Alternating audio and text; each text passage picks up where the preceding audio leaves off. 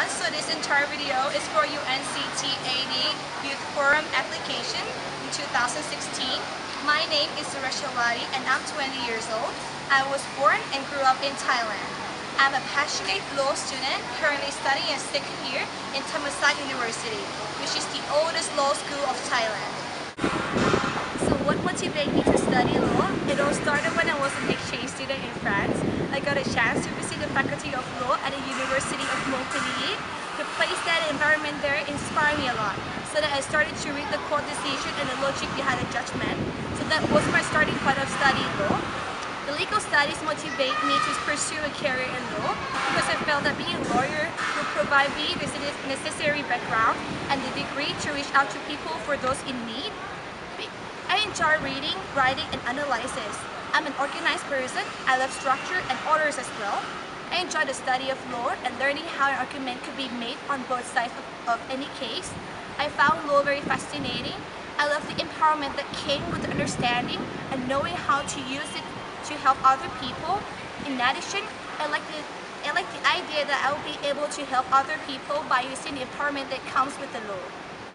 Last month, I participated in University of Malaya Student Exchange Program as a student delegate representing Thailand, organized by Asian Law Student Association. I was a speaker in the Human Rights Conference on a topic of democracy, a matter of realization and aspiration, which made me realize a lot about the unresolved issues currently happening in Thailand, especially the failure of educational system, the unemployment due to the unequal contribution of resources, and the government's inability to use the best measures in order to solve the problems in the long term. Despite every year the Ministry of Education bringing into effect another bright idea for improving Thai education system, but there doesn't seem to be much hope that education in Thailand will improve anytime soon. According to my previous teaching voluntary activities for poor conditions, underprivileged students, during this time, I quickly learned how bad the system really is. Plagued inadequate funding, untrained teachers. There are more than 50 students in one class, student lack of motivation to study, and the worst thing is, the system that forces the teacher to pass a student even though they have actually failed the test. And this blind eye is turned into a serious problem like plagiarizing. Thailand fails to equip their students to be able to think for themselves. For me, it is extremely important for individuals to be able to think for themselves because they are more likely to excel in the world and more adapt into the new environment. It is depressing that Thai government trains its young people to be able to read, to write, to do sums, but neglects to incorporate other learning skills such as critical thinking and team building. Therefore, these Thai educational issues play major roles in blocking this country's development. As I participated pro bono work, which is the delivery of free legal aid services for those who don't qualify for legal aid and would otherwise be unable to afford the help that they need, it allows me to contribute to my local area by helping other people.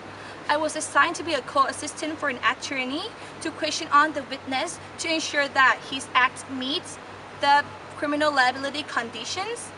During this time, it can be observed that one of the most disturbing causes of the crimes comes from the unemployment issue, which made me realize a lot about the issue of unemployment in Thailand. Even though according to the statistics, Thailand's unemployment rate is low, but that doesn't necessarily mean that the economic situation is doing well. Thailand has basically two types of work sectors, formal work and informal work. According to the Bank of Thailand spokesman, he said, our unemployment rate has been low not because of the different definition from other countries, but because of the structural problems. So that the agriculture sector absorbs laborers and those who can't find work can always look for jobs in the informal sector. The informal sector of the Thai economy comprising anyone who is not covered by formal work arrangements. It includes street vendors, motorbike drivers, and those operating in the gray areas. For instance, prostitution, so they're largely counted as employed.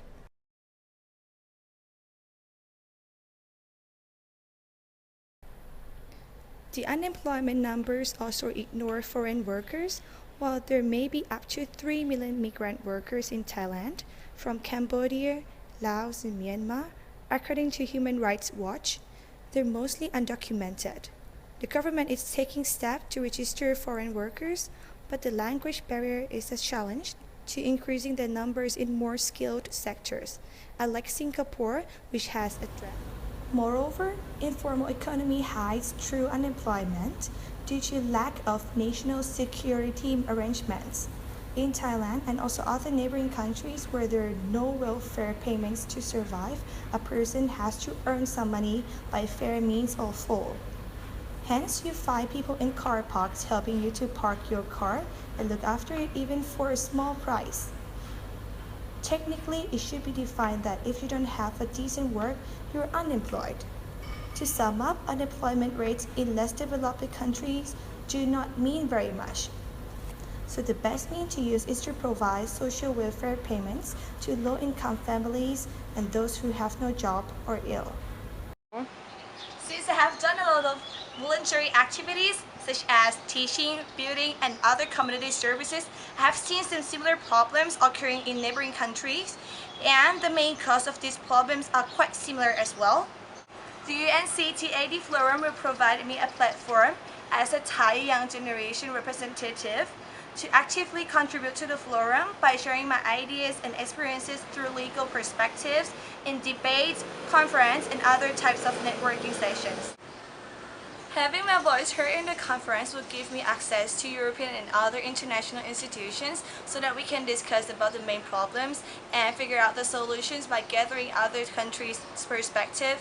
Importantly, I can share my expertise in legal knowledge through various networks and expert groups to improve the current situations not only in my countries but also other countries having similar problems. Not only the two problems mentioned earlier but also other political, cultural, and other problems that I would like to discuss in the forum.